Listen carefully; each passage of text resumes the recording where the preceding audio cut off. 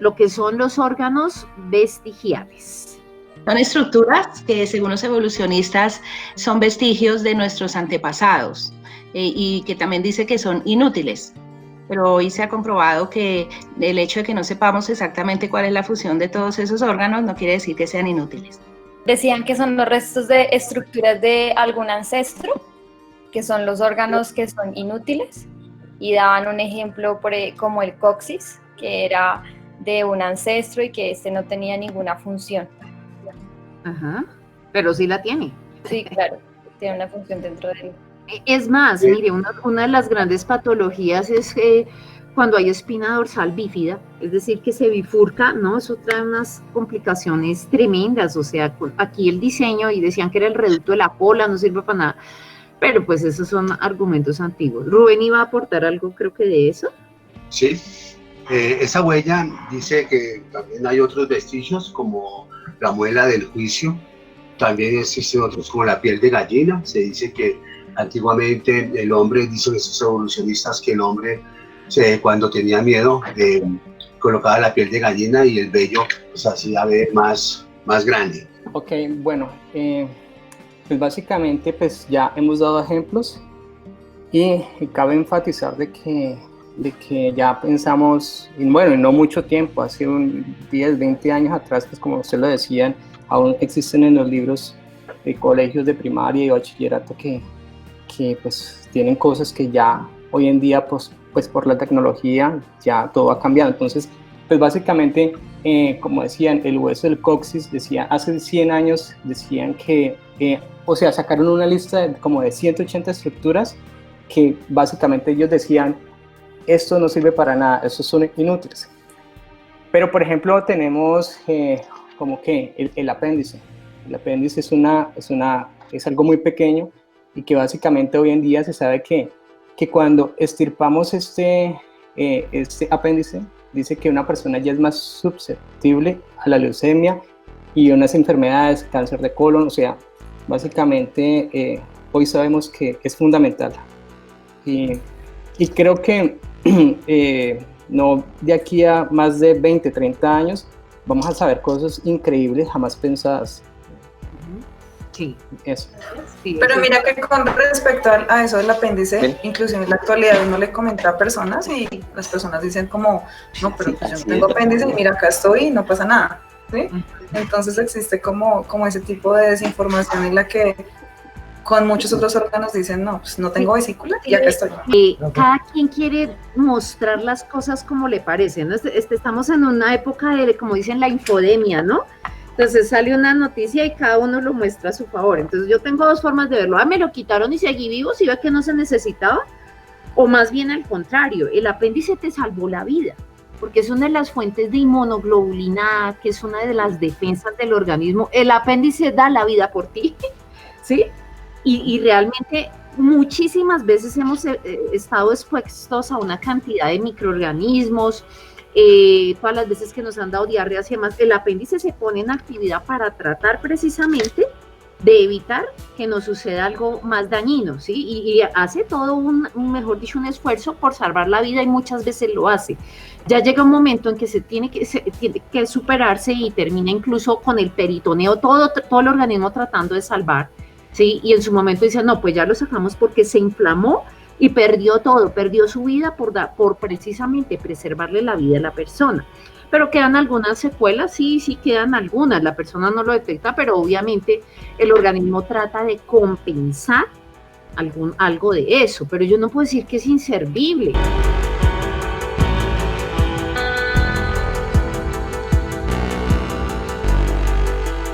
Aquí hay un tema a veces que los corazones también nos lo ponen ahí, que es que, mire que las discusiones por lo general evolucionistas nos muestran solamente el tema del corazón. y que los peces y que tenemos ciertos parecidos y nos lo muestran aquí, nos muestran 3 grandes grupos, peces, anfibios y reptiles y cocodrilos, aves y mamíferos, y ve que tenemos cierto parecido y va evolucionando, ¿no? Entonces aquí la gran discusión es por qué los anfibios, ¿cierto?, desarrollan su cuerpo, hacen entre comillas un desarrollo evolutivo para salir del agua, hacen todo el esfuerzo, pulmones, de todo, y el corazón es más involucionado, o sea, no muestra un gran desarrollo con el resto de los otros organismos. Realmente es como extraño, ¿cierto?, de que no hubiera evolucionado de una forma incluso como las aves. Entonces esa es una de las discusiones, ¿cierto? Nos muestran los peces, pero es que ¿cómo voy a comparar yo? Y a mí me gusta poner esto, ¿por qué las tasas metabólicas las voy a comparar de un pescado a un mamífero? Entonces el diseño es tal, ¿cierto?, que lo que se da es según los requerimientos. ¿Para qué ponerle un supercorazón a animales que no lo necesitan? No es porque sean el primer eslabón evolutivo, sino que las necesidades de sus corazones son más sencillas y tienen otros mecanismos, ¿cierto? Pero lo que más me parece impresionante, a mí me encantó, yo sé que a muchos no les gustan estas, son las exposiciones que hacía Body, mostrándonos, porque bueno, nos muestran el corazón y qué tal todo el engranaje que tenemos de venas, arterias. Este es solamente el pedazo que nos muestra las arterias y las venas solo de pulmones. Y esto es de un desarrollo y de una forma tan particular que le sirve al ser humano y es diferente para el anfibio, es diferente para el otro, la forma en que se mezcla la sangre, o sea, esto es una complejidad impresionante. Mire, esto es solo una mano lo que puede tener. Son imágenes de lo que extrajeron. Mire, solo es impresionante, ¿no? Solo, entonces nos muestran solo el corazón y de hecho el corazón es una bomba compleja, pero el resto tampoco es que sea que ya solucionamos todo. De toda esta red, pero si alcance a ver algo del detalle, esta red tan impresionante que tenemos, ¿cierto? Los riñones que son extremadamente irrigados porque ahí tenemos que filtrar todo lo que hay en el organismo. La cava es una de las grandes venas y arterias que hay. Mire todo esto tan impresionante como estamos inervados. Entonces, comparar corazones, dice, es fácil, pero lo complejo es explicar por homologías el número, disposición de vasos, arterias, venas, y ahí sí vemos al evolucionismo con muchos problemas para tratar de explicar esta complejidad, que es lo mismo que veníamos hablando. Andrés nos decía, es tan complejo un embrión, pero no solo el embrión, incluso mire ya un organismo desarrollado. Una cosa es ver solamente correr sangre y otra es ya tener todo un mapeo de lo que es y darnos cuenta lo complejo que llega a ser un solo organismo.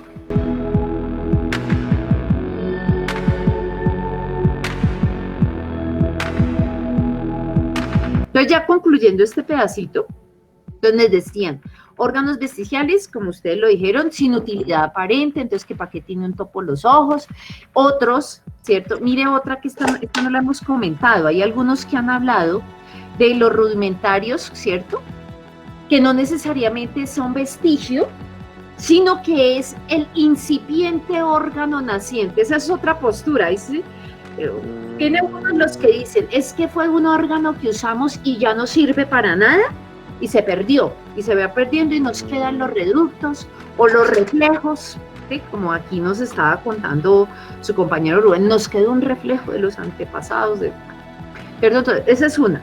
Pero la otra postura también evolucionista es esta, es que lo que yo veo puede ser incluso el inicio de un nuevo gran órgano que en el futuro se volverá, ¿cierto? O sea, órganos incipientes. Esto es, ve cómo tengo yo los dos posibles vestigios, pero entre comillas, ninguno de esos tiene supuestamente ningún tipo de utilidad. Mire aquí estas para qué tienen alas, o un pingüino para qué tiene alas. Bueno, entonces, mejor dicho, pues ¿para qué se desgastan tanto? Entonces no habría necesidad de hacer tanta variedad si todo sirviera para lo mismo, ¿no? Entonces, aquí lo que nos están presentando, y ojo con esto, es que la degeneración está motivada por un cambio del modo de vida sobre los caracteres heredables, y esas son las pruebas de la evolución. Entonces, me están hablando que la degeneración es una prueba de evolución. O sea, ¿cómo es el asunto? O sea, aquí el que tiene que explicar es el otro.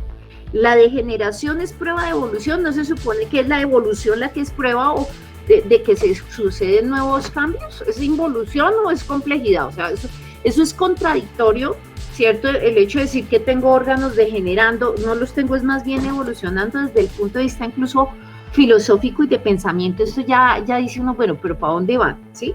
Porque degenerar no es evolucionar. O sea, esta premisa, téngala en su cabecita.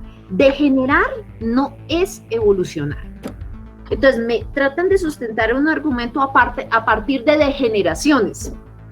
Degeneraciones que nosotros sabemos que corresponden a ¿qué? Pues que después de la caída las condiciones para nosotros cambiaron de manera sustancial. De manera sustancial.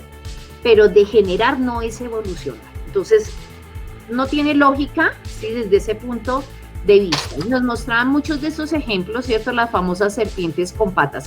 Eso no sirve. Resulta que sí, las necesitan las especies que los tienen, porque no todas lo tienen para un acoplamiento sexual. ¿Sí? Entonces, ¿será que no es importante para esa especie que las tiene acoplarse sexualmente? O sea, ¿cómo sobrevive? Que lo hace solo en una etapa, pero las necesita. O sea, ese cuento que es que no es solo en una etapa, pero lo necesita. Lo mismo nos cogían a las tortuguitas, porque y estas uno encuentra en la exposición, es que yo me agarré en esa exposición, que mostraban las grandes tortugas de Galápagos, y pues muy bonitas y todo. Y claro, los reductos de esos músculos de las tortugas que los tienen a nivel embrionario y después no. Y resulta que el embrión no los necesita. O sea, ¿cómo tengo yo tortugas grandes si primero no fueron embriones? O sea, es ilógico decir que si un organismo en una parte de su desarrollo necesita un organismo y cumple una función, un órgano, perdón, y ya después no lo tiene, entonces es que no sirve. No, pues lo tiene es precisamente porque lo requiere para las condiciones donde vive. Absurdo es pensar que no lo tuviera. Y cuando no lo tienen dificultades. Entonces, todos esos músculos intercostales y esas costillitas le servían para respirar al embrión en su momento, que ya después cuando sale al aire, al ambiente, obviamente esto se cristaliza, tiene otra forma, ya no las necesita, pero en su momento cumplieron su función. Entonces no podemos decir inutilidad o quitársela. O esos pélvicos que decían, es que no sirven para nada, la lista que nos mencionaba Juan Carlos de 180 y hasta más órganos. Entonces dice uno, pero claro que sí le sirve. Los famosos pelos en la nariz no sirven para calentar al animal. Y es que aquí va la arrogancia del hombre, es que todos los pelitos en la nariz sirven para calentar a un animal. Pues depende de la especie, o sea, ¿por qué tratamos de homologar lo que corresponde a una especie para otra?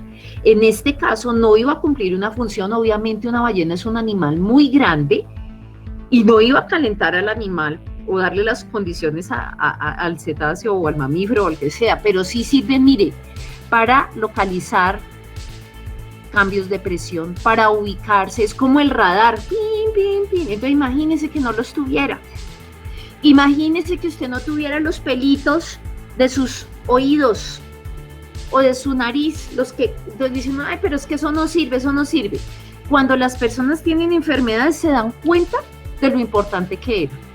Ay, yo tengo una enfermedad y se me cayeron, los que les han hecho quimioterapia lo saben, que se les caen los pelitos y es impresionante cómo les entra el aire, se queman, tienen más susceptibilidad que les den cosas respiratorias porque mientras están en su proceso se les queman mucho por los pelitos. Ya después vuelven a salirles y se mejoran. O sea, ellos mismos lo perciben. A los que se les han acodido algunos de esos pelitos en la nariz, en los oídos, resulta que el tema para oír se complica. Entonces, dice uno, ¿son reductos? No, ningún reducto, cumplen una función muy particular, que no necesariamente todas son vitales. Hay funciones que no le quitan la vida al organismo, pero le quitan algunas ventajas para moverse en su ambiente. Entonces nos muestran el reducto del pedacito de aquí que no le sirve, el pedacito que sí le va a servir allí, para mostrar la evolución de todo un organismo. Es que un organismo es mucho más que una porcioncita, es todo un sistema integrado. Entonces, que no nos desmembren, ¿cierto? Así los organismos, tratando de mostrarnos solo pedazos y que en millones y millones de años por un pedacito. Entonces esta es nuestra prueba. Entonces esas pruebas son extremadamente débiles, ¿sí? El famoso apéndice lo teníamos, ya lo mencionaron. Las amígdalas no las hemos mencionado, ¿cierto? Pero mire, son órganos linfáticos. y que contiene una cantidad de elementos, ¿cierto? Luego se reducen de tamaño, pero contienen linfocitos, protegen de virus, bacterias, hongos. Los que nos quitaron las amígdalas de chiquitos, ¿cierto? Tenemos una susceptibilidad impresionante para hacer laringitis, nos demoran más las gripas porque ya no tenemos una defensa que era violenta ahí. De hecho, ahora los médicos ya no lo hacen como en muchas épocas que de una vez las quitaban. Y después, entonces, las dificultades que sufre el organismo. No le quitará la vida en muchos casos, pero no son precisamente funciones, se pierden funciones de adaptación, ya no se va a adaptar, porque mire, el concepto de adaptación sí es buenísimo. O sea, la evolución nos deja ese tema de la adaptación, y la adaptación sí existe, no vamos a satanizar la adaptación, al contrario, la adaptación que Dios nos ha dado nos permite, incluso con la genética que tenemos, podernos desarrollar y movilizar en ciertos ambientes, podernos favorecer, ¿cierto? Y mantenernos como especie. Pero un cambio adaptativo, que puede ser lo que tú decías, los pelitos de gallina, bueno, todo ese tipo de cosas, que eso es adaptación, no necesariamente me está implicando un nuevo órgano y me hace una especie diferente. ¿Dónde está la conexión con eso? Es que una cosa es que me adapte y otra que la adaptación me produzca un cambio. Como la nariz del hombre que vive en tierra fría y el hombre que vive en tierra caliente. Son distintas narices. Claro, uno tiene que calentar el aire, que el que vive en tierra fría o que vive en la zona norte tiene que calentar, entonces su nariz es diferente al que vive en África o el que vive en la zona ecuatorial. Sí, y si tú vives normalmente, la selección, porque selección dijimos, hay una selección que sí hace natural para adaptarse bajo unas condiciones, y entonces si es un grupo poblacional que está en una parte meridional o en una parte del polo, pues las condiciones que requiere, usted ha visto que los ojos achinados dice, uy, pero en realidad lo que tienen es más grasita o tienen una forma de disposición, ¿cierto? Que muestra es un cambio adaptativo que dice, pues si aquí no necesitamos, pues no necesitamos más. Si usted se va a vivir a una zona más caliente, ¿cierto? Los rayos solares, pues se lo van quemando, pero se va negreando más, pero es también una forma de adaptarse para que se proteja. Mire cómo sufren las personas albinas. ¿Saben qué es un albino? Una persona que no tiene melanina, tienen bajos niveles, entonces pues no tiene la misma protección. Entonces, ¿es menos ser humano? No, ¿cierto? Pero es esa mutación, porque de hecho es una mutación, que les hace no tener los mismos niveles de melanina, termina a veces siendo una desventaja en algunos ambientes, ¿sí? Entonces, si bien en el Polo Norte no tienen problema, en Noruega les va re bien, en otro lado, pero aquí en el trópico sufren muchísimo de la piel o todo, no les cuesta adaptarse, ¿cierto? Con respecto al que tiene melanina o no. Entonces nos muestran unas cosas como si fuera un cambio realmente evolutivo, cuando una cosa es adaptación. Entonces creo que esa es una de las conclusiones importantes que usted se lleve. La adaptación la hay, pero la adaptación no me lleva a una nueva especie. Pongámonos un poco más actuales en estos minutos finales, y también hay que darle respuesta a Rubén de su pregunta. Nuestro famoso coronavirus o los virus y bacterias y demás, ¿no? Entonces, separemos un poquito lo que son bacterias. Las bacterias unicelulares, a veces los evolucionistas se agarran de las bacterias, mire que ellas tienen solo una cadenita de ADN y hacen todas esas mutaciones y cambian y todo. Pero mire, ojo, una cosa es que se adapten para sobrevivir. Si a usted le quitan el agua, usted busca dónde coge agua, ¿cierto? ¿Para qué? Para sobrevivir, y hace un cambio adaptativo. Y me mandaron amoxicilina y toda la gente tome amoxicilina, pues yo voy a ver cómo me resisto a esa amoxicilina y cómo le hago el quite. Tiene las estructuras para hacer cierta resistencia bacteriana, ¿cierto? Y busca cómo, y a su generación tiende a enseñarle, entre comillas, ¿sí? Cómo resiste. ¿Por qué? Porque se está adaptando para sobrevivir, lo hace cualquier organismo, entonces tiene una adaptación. Pero nos muestra la adaptación como si fuera un cambio ya pues a evolucionar, donde han saltado las bacterias a dejar de ser lo que son, bacterias. Siguen siendo las mismas, o sea, es que aquí la evolución es demostrar un salto a otra especie. ¿Dónde está? No, siguen siendo lo que son. Siguen siendo lo que son. Con cambios adaptativos, claro. usted también busca adaptarse. Aquí hemos, de hecho, en este tiempo tener que hacer cambios adaptativos, ¿cierto? Y esos cambios nos implicarán, no sé, ponernos más pálidos, más flacos, más gordos, unos perderán masa, bueno, lo que sea, esos son sus cambios adaptativos de sobrevivencia, y el organismo dice, no importa, yo me adapto, yo sobrevivo, hasta psicológicamente hacemos cambio adaptativo, ¿no? Pero no necesariamente es un cambio evolutivo biológico a posteriori, o sea, ¿cambio yo algún órgano? ¿Dónde está el órgano cambiado? Es que todo un órgano implica toda una genética. Los hongos son extremadamente eficientes, ellos se reproducen por esporas, volan por el aire, o sea, son impresionantes. Y entonces resisten muchos ambientes, y mire cómo tenemos todavía esas pequeñas, siguen siendo lo que son. El fusarium es y ha sido desde los años milenarios lo que es, el penicillium lo que es, solo que tienen ahora forma de defenderse. Bueno, pues aprendieron adaptación, eso sí sucede. Los virus son porciones que ni siquiera podemos decir que son seres vivos. Yo sé que ese es una compleja forma de entenderlo, no todo el mundo lo entiende, es una parte de información, así como un virus informático, por eso los virus informáticos se llaman así.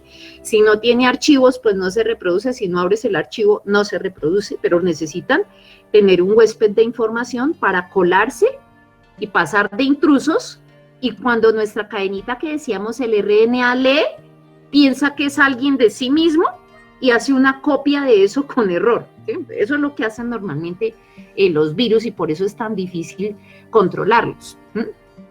Entonces, usted oirá muy corrientemente ahora, ay, es que los virus mutan mucho. Sí, claro, están mutando, tratando de meter cómo ponen su información adentro, pero seguirán siendo virus, con una proteína para aquí y para allá, donde han dejado de ser virus para convertirse en las más cercanas, que entre comillas sean bacterias. ¿Dónde está esa muestra microscópica que, siendo virus y teniendo capacidad de efecto, en qué momento hemos visto que pase a ser bacteria?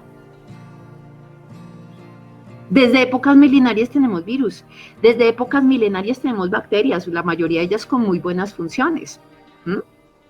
Entonces, ¿a qué voy? Hay adaptaciones que a veces nos las quieren meter como si fuera un cambio evolutivo a una nueva generación. Una cosa son las variedades dentro de las especies y las adaptaciones dentro de una especie, pero otra cosa es saltar a otra especie. ¿Dónde están esos saltos? Ahí van nuestros argumentos, porque yo sé que ahí a veces es donde nos cogen en el punto.